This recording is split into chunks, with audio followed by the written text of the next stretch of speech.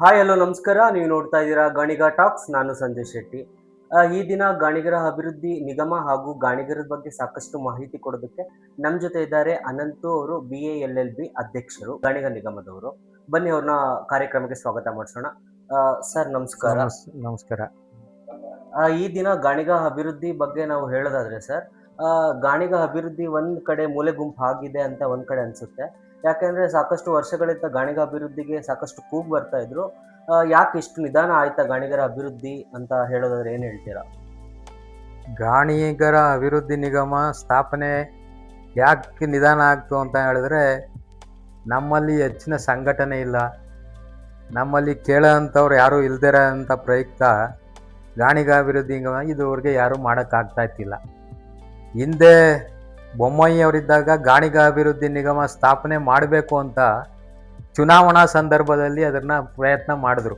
Election ಸಮಯದಲ್ಲಿ ಗಾಣಿಗರನ್ನ ಓಲೈಸಬೇಕು ಅನ್ನೋ ಉದ್ದೇಶದಿಂದ ಮಾಡಿದ್ರು ಅಂತ ನನಗಾರು ಕಾಣ್ತದೆ. ಅದರ ಬಗ್ಗೆ ಮಾಡಿದಂಥ ಸಂದರ್ಭದಲ್ಲಿ ಅದೇನು ಒಂದು ಚಾಲನೆಯನ್ನೇ ಕೊಡಲಿಲ್ಲ ಯಾವುದಕ್ಕೂ. ಅದಕ್ಕೆ ಮಾನ್ಯ ಸಿದ್ದರಾಮಯ್ಯನವರು ಈಗ ಗಾಣಿಗ ಅಭಿವೃದ್ಧಿ ನಿಗಮ ಮಾಡಬೇಕು, ಎಲ್ಲ ಕಮ್ಯುನಿಟಿಗೂ ಮಾಡಬೇಕು ಅಂದಾಗ ಮಾನ್ಯ ಸಿದ್ದರಾಮಯ್ಯನವರು ನಮ್ಮ ಗಾಣಿಗ ಅಭಿವೃದ್ಧಿ ನಿಗಮನ ಚಾಲನೆಯನ್ನು ಕೊಟ್ಟಿದ್ದಾರೆ. ಅದಕ್ಕೆ ನನ್ನನ್ನು ಅಧ್ಯಕ್ಷನಾಗಿ ಮಾಡಿದ್ದಾರೆ. ಅದಕ್ಕೆ ನಾನು ಮಾನ್ಯ ಸಿದ್ದರಾಮಯ್ಯನವ್ರಿಗೆ ಮತ್ತು ನಮ್ಮ ಕಾಂಗ್ರೆಸ್ ಸರ್ಕಾರಕ್ಕೆ ಅಭಿನಂದನೆಗಳನ್ನ ಸಲ್ಲಿಸ್ತಾ ಇದ್ದೀನಿ. ಸರ್, ಈ ಗಾಣಿಗ ಅಭಿವೃದ್ಧಿ ನಿಗಮ ಸಾಕಷ್ಟು ಸರ್ಕಾರಗಳು ಬಂದಿದೆ ಹೋಗಿದೆ. ಅದರಲ್ಲಿ ಈ ಕಾಂಗ್ರೆಸ್ ಸರ್ಕಾರನೇ ಗಾಣಿಗರ ಅಭಿವೃದ್ಧಿಗೆ ಹೆಚ್ಚು ಮಹತ್ವ ಕೊಡ್ತಾ, ಇಲ್ಲ ಹಿಂದೆ ಬಂದಂತ ಬೇರೆ ಯಾವ ಸರ್ಕಾರಕ್ಕೆ ಗಾಣಿಗ ನಿಗಮ ಮಾಡಬೇಕು ಅನ್ನೋ ಆಲೋಚನೆ ಬರ್ಲಿಲ್ವಾ? ಹಾಗೆ ನಮ್ಮ ಗಾಣಿಗರು ಯಾರೋ ಒಗ್ಗಟ್ಟಿರ್ಲಿಲ್ಲ ಅನ್ನೋದು ಬಗ್ಗೆ ಏನ್ ಹೇಳ್ತೀರಾ?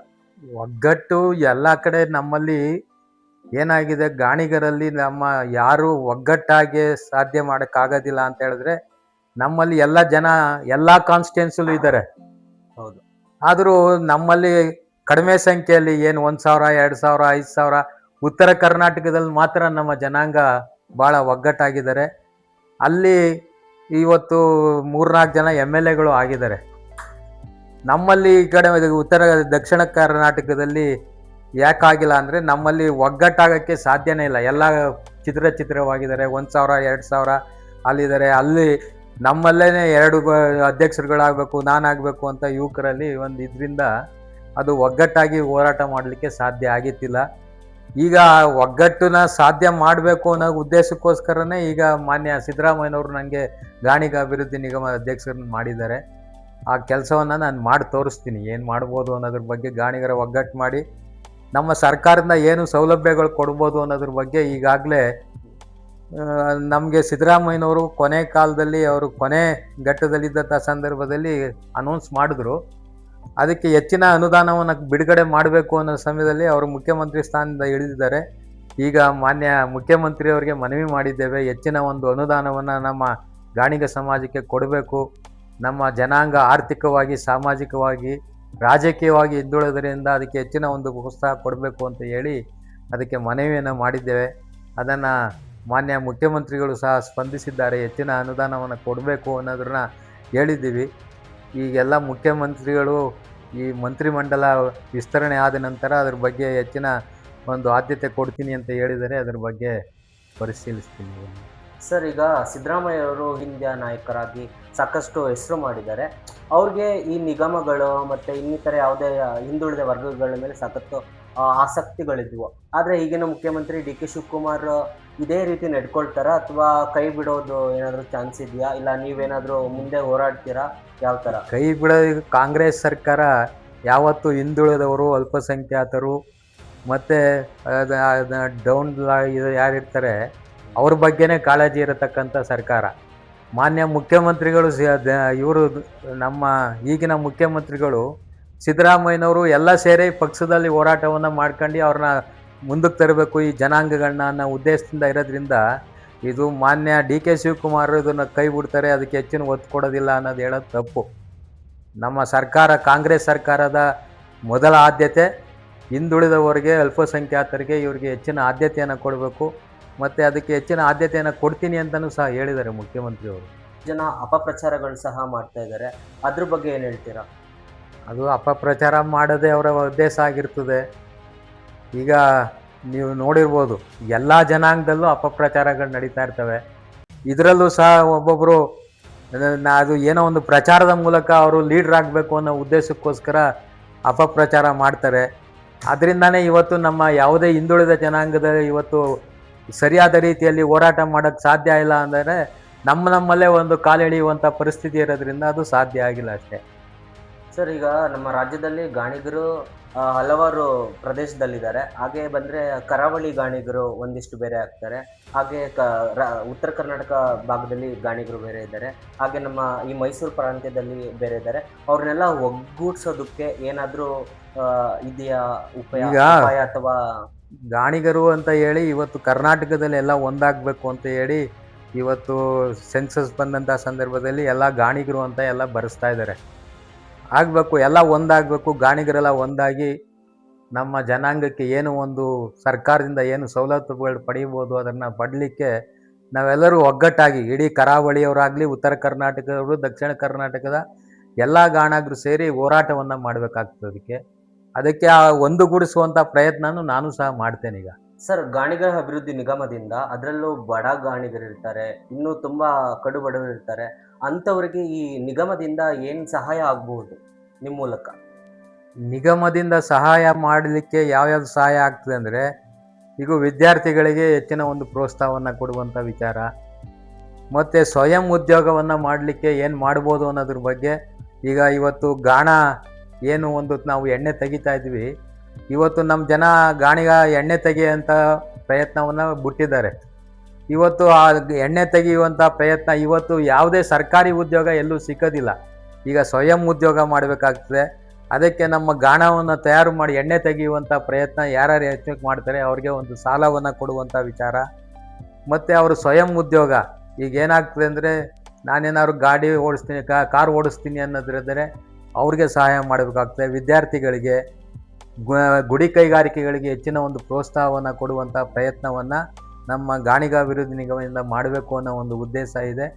ಅದಕ್ಕೆ ಈಗಾಗಲೇ ಕ್ರಿಯಾ ಯೋಜನೆಯನ್ನು ಮಾಡಿದ್ದೇವೆ. ಈಗ ನಮ್ಗೇನಾಗಿದೆ ಅಂದರೆ, ಇದುವರೆಗೂ ಗ್ರ್ಯಾಂಟ್ ಬಂದಿಲ್ಲ ನಮಗೆ. ಸರ್ಕಾರದಿಂದ ಯಾವುದೇ ಗ್ರ್ಯಾಂಟ್ ಬಂದಿಲ್ಲ. 2 ಕೋಟಿಗಳ ಗ್ರ್ಯಾಂಟ್ ಕೊಟ್ಟಿದ್ದೀವಿ ಅಂತ ಹೇಳ್ತದೆ. ಅದಕ್ಕೆ ಕ್ರಿಯಾ ಯೋಜನೆಯೂ ಸಹ ಮಾಡಿದ್ವಿ. ಇವತ್ತು ಡೆವಲಪ್ಮೆಂಟ್ಗೆ ಅಂತ ಹೇಳಿ ಅವತ್ತು ಕೊಟ್ಟಿದ್ರು. ಇವತ್ತು ಆಫೀಸು ಗಾಣಿಗಾಭಿವೃದ್ಧಿ ಹೊಸದಾಗಿ ನಿಗಮ ಸ್ಥಾಪನೆ ಆದಂಥ ಸಂದರ್ಭದಲ್ಲಿ ಅದರ ಏನು ಕಾರ್ಯವನ್ನು ಮಾಡಬೇಕು, ಪ್ರಾಧಿಕಾರವನ್ನು ಸ್ಥಾಪನೆಗೆ ಏನು ಮಾಡಬೇಕು, ಖರ್ಚಿಗೆ ಏನು ಮುಟ್ಟಿದ್ದೇನೆ 2 ಕೋಟಿ ಅನುದಾನವನ್ನು ಮಾಡಿದರು. ಅದರಿಂದ ಇವತ್ತು ಆಫೀಸು ಅವೆಲ್ಲ ಮಾಡಿ ಈಗ ಮುಗಿಸಿದ್ದಾರೆ. ಈಗ ಅದು ಒಂದು 15-20 ದಿನ ಆಯಿತು ನಮ್ಮ ಆಫೀಸೆಲ್ಲ ರೆಡಿಯಾಗಿ. ಮತ್ತು ಇನ್ನು ಉಳಿಕೆ ಹಣದಲ್ಲಿ ಯಾವ್ಯಾವ ರೀತಿ ನಾವು ಕ್ರಿಯಾ ಯೋಜನೆಯನ್ನು ಮಾಡ್ಕೋಬೇಕು ಅನ್ನೋದ್ರ ಬಗ್ಗೆನೂ ಇವತ್ತಾಗಲೇ ಒಂದು ಕ್ರಿಯಾ ಯೋಜನೆಯನ್ನು ನಾವು ಕಳೆದ ಒಂದು ವಾರದಲ್ಲಿ ಮಾಡಿದ್ದೇವೆ. ವಿದ್ಯಾರ್ಥಿಗಳಿಗೆ ಎಷ್ಟು ಕೊಡ್ಬೋದು, ಮತ್ತು ಅರಿವು ಶೈಕ್ಷಣಿಕ ಸಾಲ ಯೋಜನೆಗೆ ಎಷ್ಟು ಕೊಡಬೇಕು ಅನ್ನೋದು 4 ಲಕ್ಷ, ಈ ಉದ್ಯೋಗ ನೇರ ಸಾಲ ಯೋಜನೆಗೆ 5 ಲಕ್ಷ ಅಂತ ಇಟ್ಟಿದ್ದೀವಿ. ಈಗ 2 ಕೋಟಿಲಿ ಮಿಕ್ಕಿರೋ ಹಣದಲ್ಲಿ ಮಾಡಬೇಕು ಅಂತ. ಇದ್ರನ್ನೆಲ್ಲ ಆದಮೇಲೆ ಈಗ ಹೆಚ್ಚಿನ ಅನುದಾನವನ್ನು ಈಗ ಮುಖ್ಯಮಂತ್ರಿಯವರು ಕೊಡ್ತೀನಿ ಅನ್ನೋದ್ರಿಂದ ಕೊಟ್ಟಂಥ ಸಂದರ್ಭದಲ್ಲಿ ನಮ್ಮ ಜನಾಂಗದ ಅಭಿವೃದ್ಧಿಗೆ, ಗುಡಿ ಕೈಗಾರಿಕೆಗಳ ಸ್ಥಾಪನೆಗೆ, ಎಣ್ಣೆ ತಯಾರಿ ಮಾಡಲಿಕ್ಕೆ ಮಧ್ಯೆ ಅವರು ಸ್ವಂತ ಉದ್ಯೋಗ ಮಾಡ್ತಾರೆ ಅನ್ನೋದಕ್ಕೇನೇನು ಸಹಾಯ ಮಾಡ್ಬೋದು, ಅದನ್ನೆಲ್ಲ ಮಾಡೋಕ್ಕೆ ಹೆಚ್ಚಿನ ರೀತಿಯ ಒಂದು ಪ್ರಯೋಜನವನ್ನು ಮಾಡಲಿಕ್ಕೆ ಒಂದು ಪ್ರಯತ್ನವನ್ನು ನಮ್ಮ ಪ್ರಾಧಿಕಾರದಿಂದ ಮಾಡಲಿಕ್ಕೆ ಹೆಚ್ಚಿನ ಒತ್ತನ್ನು ಕೊಡ್ತೇವೆ ಅದಕ್ಕೆ. ಸರ್, ಈಗ ರಿಫೈನ್ಡ್ ಆಯಿಲ್ಗಳಿಂದ ಸಾಕಷ್ಟು ಆರೋಗ್ಯಗಳು ಹಾಳಾಗ್ತಾ ಇದೆ ಅಂತ ವರದಿಗಳು ಬಂದಿದೆ. ಅದರಲ್ಲೂ ಗಾಣದಿಂದ ತೆಗೆದಂಥ ಎಣ್ಣೆಯಿಂದ ಆರೋಗ್ಯ ತುಂಬ ಉತ್ತಮವಾಗುತ್ತೆ. ಮತ್ತು ಈ ಗಾಣಿಯ ಎಣ್ಣೆ ಯಾರು ತೆಗಿತಾ ಇದ್ದಾರೆ, ಈಗ ಸಾಕಷ್ಟು ಜನ ಗಾಣಿಗರೇ ಅಲ್ಲ, ಮತ್ತು ಬೇರೆ ಒಂದು ಫ್ಯಾಕ್ಟ್ರಿ ಮಾಡ್ಕೊಂಡಿರ್ತಾರೆ, ಒಂದು ಸಣ್ಣ ಉದ್ಯಮವಾಗಿ ಮಾಡ್ಕೊಂಡಿದ್ದಾರೆ, ಅಲ್ಲಿ ಗಾಣಿಗರೇ ಇಲ್ಲ. ಈ ಮೂಲತಃ ಈ ಗಾಣ ತೆಗೆಯೋದು ಬಂದು ಗಾಣಿಗರ ಕಸುಬಾಗಿರುತ್ತೆ. ಸೊ ಈಗ ಯಾರಾದರೂ ಗಾಣಿಗರಾಗಿ ನಾನು ಗಾಣ ತೆಗಿತೀನಿ, ಈ ರಿಫೈನ್ಡ್ ಆಯಿಲ್ ಬಿಟ್ಟು ಈ ಗಾಣದಿಂದ ಮರದಿಂದ ಗಾಣ ತೆಗಿತೀನಿ ಅನ್ನೋರಿಗೆ ನಿಮ್ಮ ನಿಗಮದಿಂದ ಯಾವ ರೀತಿ ಸಹಾಯ ಆಗುತ್ತೆ? ಈಗ ಅದೇ ಗಾಣ ಮಾಡ್ತೀನಿ ನಾನು, ಎಣ್ಣೆ ಪ್ರೊಡ್ಯೂಸ್ ಮಾಡೋಕ್ಕೆ ಪ್ರಯತ್ನವನ್ನು ಮಾಡ್ತೇವೆ ಅನ್ನೋದಕ್ಕೋಸ್ಕರನೇ ಅದಕ್ಕೆ ಹೆಚ್ಚಿನ ಒತ್ತು ಕೊಟ್ಟು ನೀವು ಗಾಣ ಇಡ್ತೀವಿ ಅನ್ನೋದಾದರೆ ನಮ್ಮ ಪ್ರಾಧಿಕಾರದಿಂದ ಗಾಣಿಗರ ಒಂದು ಅಭಿವೃದ್ಧಿಯಿಂದ ಅವರಿಗೆ ಧನ ಸಹಾಯವನ್ನು ಮಾಡಲಿಕ್ಕೆ ಹೆಚ್ಚಿನ ಪ್ರಯತ್ನವನ್ನು ಮಾಡ್ತೇನೆ. ಮತ್ತು ಈಗ ಏನಾಗ್ತೈತೆ ಅಂದರೆ, ಅವ್ರಿಗೆ ಎಣ್ಣೆ ತೆಗಿತಾರೆ. ಈಗ ನಮಗೆ ಪಾಮ್ ಆಯಿಲ್ ಇರ್ಬೋದು, ಇವೆಲ್ಲ ಏನಾಗ್ತೈತೆ ಅಂದರೂ ಆರೋಗ್ಯಕ್ಕೆ ಒಳ್ಳೆಯದಲ್ಲ ಅಂತ ಗೊತ್ತಿದೆ. ಆದರೆ ಈಗ ನಾವು ತಯಾರು ಮಾಡೋ ಎಣ್ಣೆನ ಅದು ಜಾಸ್ತಿ ಕಾಸ್ಟ್ ಆಗೋದ್ರಿಂದ ಅದನ್ನ ಜನ ಈ ದುಡ್ಡೆಲ್ಲ ಜಾಸ್ತಿ ಅನ್ನೋ ಒಂದು ಪ್ರಯತ್ನ ಇದೆ. ಆರೋಗ್ಯ ದೃಷ್ಟಿಯಿಂದ ಅದನ್ನ ತೆಗೆದುಕೊಳ್ಬೇಕು ಅನ್ನೋ ಉದ್ದೇಶದಿಂದ ಈಗ ನನ್ನ ಒಂದು ಉದ್ದೇಶನೂ ಇದೆ. ಇದಕ್ಕೊಂದು ನಮಗೆ ಸೊಸೈಟಿ ಥರ ಮಾಡಿ ನಮ್ಮ ಗಾಣಿಗ ಅಭಿವೃದ್ಧಿ ನಿಗಮದಿಂದ ಎಲ್ಲರನ್ನೂ ಸೇರಿಸಿ ಒಂದು ಸಹಕಾರ ಸಂಘವನ್ನು ಮಾಡಿ ಅದರಿಂದ ಒಂದು ಸೊಸೈಟಿಗಳ ಮೂಲಕ ಈಗ ಹಾಲು ಉತ್ಪಾದಕರದ್ದು ಹೆಂಗೆ ಸೊಸೈಟಿಗಳು ಮಾಡ್ಕೊಂಡಿದ್ದಾರೆ ಏರಿಯಾಗಳಲ್ಲಿ, ಆ ಥರ ಜಿಲ್ಲೆಗಳಲ್ಲೂ ಒಂದೊಂದು ಮಾಡಿ ನಮ್ಮದೇ ಒಂದು ಪ್ರಾಡಕ್ಟ್ ಮಾಡಿ ಅದನ್ನು ಸೇಲ್ ಮಾಡೋಕ್ಕೆ ಸಾಧ್ಯ ಆಗ್ತದ ಅನ್ನೋದ್ರ ಬಗ್ಗೆ ಚಿಂತನೆಯನ್ನು ಮಾಡಲಿಕ್ಕೆ ಒಂದು ಪ್ರಯತ್ನವನ್ನು ಮಾಡ್ತಾ ಇದ್ದೀನಿ. ಅದನ್ನು ಸಹ ಮಾಡ್ತೇನೆ. ಅದನ್ನು ಈ ಗಾಣಿಗ ಅಭಿವೃದ್ಧಿ ನಿಗಮ ಇನ್ನೂ ಪ್ರಚಾರ ಆಗಬೇಕಾಗಿದೆ. ಇನ್ನೂ ಒಂದಷ್ಟು ಜನಗಳಿಗೆ ಗಾಣಿಗರ ಅಭಿವೃದ್ಧಿ ಇದೆ ಅಂತಾನೆ ಗೊತ್ತಿಲ್ಲ, ಒಂದು ಮೂಲೆ ಗುಂಪಾಗಿದೆ. ಸೊ ನಿಮ್ಮ ಮೂಲಕ ಗಾಣಿಗರ ಅಭಿವೃದ್ಧಿ ನಿಗಮ ರಾಜ್ಯದಲ್ಲಿ ಸಾಕಷ್ಟು ಜನ ಗಾಣಿಗರಿದ್ದಾರೆ, ಅವ್ರು ಯಾವ ರೀತಿ ಸಂಪರ್ಕಿಸಬಹುದು, ಯಾವ ರೀತಿ ಸೇವೆಯನ್ನು ಪಡೆದುಕೊಳ್ಬಹುದು? ಈಗ ಗಾಣಿಗ ಅಭಿವೃದ್ಧಿ ನಿಗಮ ಸ್ಥಾಪನೆ ಆಗಿದೆ. ಅದರಿಂದ ಯಾವ ಥರ ನಾವು ಬೆನಿಫಿಟ್ ತಗೋಬೇಕು ಅನ್ನೋದು ನಮ್ಮ ಜನಕ್ಕೆ ಹಳ್ಳಿಗಳಲ್ಲಿರ್ತಕ್ಕಂಥವ್ರಿಗೆ ಗೊತ್ತಿಲ್ಲ. ಅದಕ್ಕೆ ನಾನು ಜಿಲ್ಲಾವಾರು ಪ್ರವಾಸವನ್ನು ಮಾಡ್ತೇನೆ.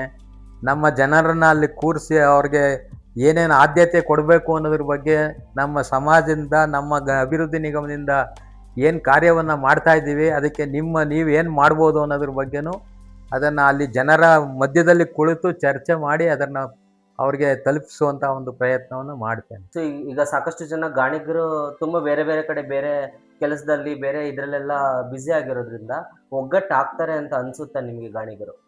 ಒಗ್ಗಟ್ಟು ಆಗ್ತಾರೆ, ಅದು ಪ್ರಯತ್ನವನ್ನೇ ಮಾಡಿಲ್ಲ ಹೆಚ್ಚಿನ ರೀತಿಯಲ್ಲಿ. ಎಲ್ಲರೂ ಒಗ್ಗಟ್ಟಾಗ ಒಂದೊಂದು ಜಿಲ್ಲೆಯಲ್ಲಿ ನಾನೇ ಲೀಡ್ರು ಅನ್ನೋ ಒಂದು ಪ್ರಯತ್ನದಿಂದ ಇದ್ದಾರೆ.